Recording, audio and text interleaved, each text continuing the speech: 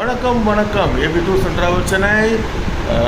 நிறைய கொட்டேஷன் வருது. 6ஆம் மாதம் ஏதோ ஸ்கூல் லீவ் வருது போல இருக்குது. அப்புறம் அதிராயா இந்த மாதிரிலாம் டைமில் வந்துட்டு நிறைய பேர் இந்தியாவுக்கு வராங்க. அப்போது அவங்க கொட்டேஷன் அனுப்பிச்சிட்ருக்காங்க. அதில் வந்துட்டு இங்கெங்கே போகணும்னு சொல்லிட்டு சில இடத்த அவங்க எனக்கு அனுப்புகிறாங்க. அப்போது வெளியிலேருந்து வாங்கியிருக்காங்க. அந்த டூரோட கொட்டேஷன் வந்து வெளியிலேருந்து வாங்கியிருக்காங்க. அதில் நான் பார்க்கும்போது அது பண்ணவே முடியாது. ஒன்று 15 மணி நேரம் 18 மணி நேரம் உட்கார்ற மாதிரிலாம் வருது.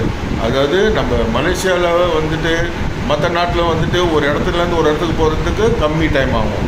ஆனால் இங்கே வந்துட்டு எங்கேருந்து எங்கே மூவ் பண்ணாலும் சரி, ஒரு கோயிலேருந்து இப்போ வந்து 12 மணிக்கு கோயில் சாத்திடுவாங்க. அதே மாதிரி பல பிரச்சனைலாம் இருக்குது. அது வந்துட்டு ஒரு டூர் ஆப்ரேட்டருக்கு மட்டும்தான் தெரியும். அவங்க கனெக்ட் பண்ணி இந்த டைமில் இந்த டேட்டில் இப்படிலாம் போகலாம் அப்படின்னு சொல்லிட்டு அவங்களுக்கு தான் தெரியும்.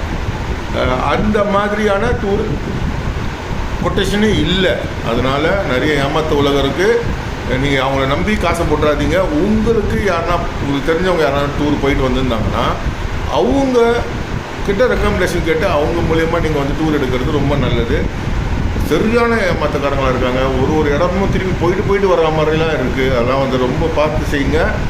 சாப்பாடு, நீங்கள் உங்களோட ரெஸ்ட்டு எல்லாத்தையும் பார்க்கணும். அவங்க தான் உண்மையான டூர் ஆப்ரேட்டர். சும்மா ஏதோ ஒன்று இங்கேருந்து மதுரை போகலாம், திருச்சி போகலாம், ராமேஸ்வரம் போகலாம், கன்னியாகுமரி போகலாம், அப்படி போடுறது டூர் கிடையாது. அதனால் வந்துட்டு கொஞ்சம் ஜாக்கிரதையாக ரொம்ப யோசித்து ஏற்கனவே போயிட்டு வந்தவங்கக்கிட்ட அவங்க டூர் எப்படி இருந்துச்சுன்னு சொல்லிட்டு கேட்டு அவங்க மூலயமா நீங்கள் வந்து டூர் ஆப்ரேட்டர் எடுக்கிறது இல்லை வந்து வண்டி எடுக்கிறது எல்லாமே அது மூலயமா எடுத்திங்கன்னா ரொம்ப சேஃபாக இருக்கும்.